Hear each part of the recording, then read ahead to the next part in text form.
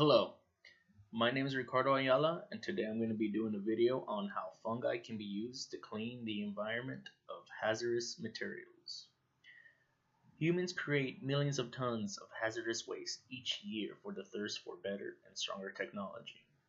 Over time, the hazardous waste finds a way closer to our community because of improper disposal of technology or leaks coming from landfill or dumps.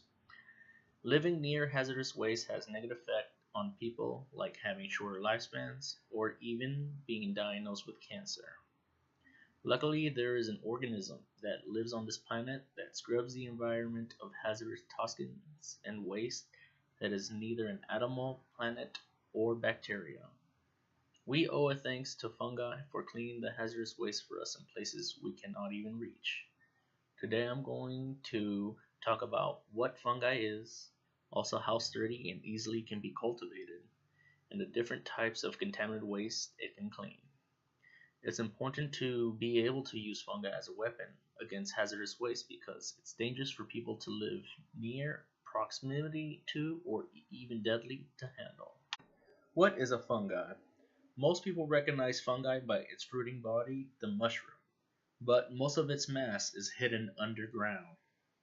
Michael Davis, a professor in the Department of Plant Pathology of University of California, observed that fungi consist of mass of microscopic, interwoven, and interconnected filaments, individually known as hyphae, and the mass called mycelium.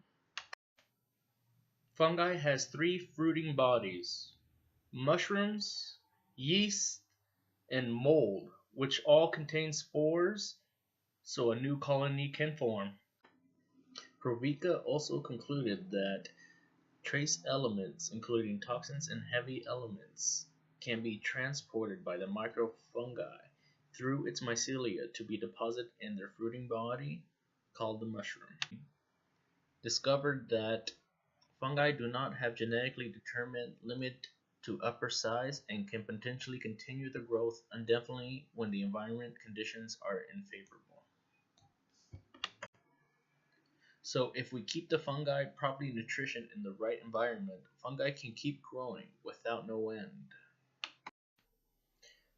Xia Ku, associated with Beijing University, mentioned that in comparison to bacteria, most fungi are thought to be robust organisms that are generally more tolerant of high concentrations of pollutants such as heavy metals.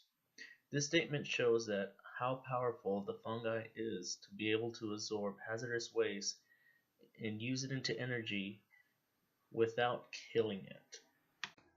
Parika mentioned that fungi has an important biogeochemical role in the biosphere that is intimately involved in the cycle of elements and its transformation between both organic and inorganic substances.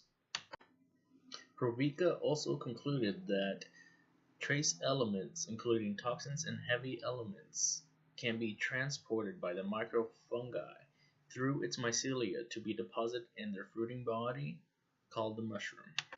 Samuel Ross from the Department of Evolutionary Environment Biology concluded that soil microfungi were reliable indicators of environmental stress. That means by comparing how fungi grows, we'll be able to tell if there's hazardous waste in the environment.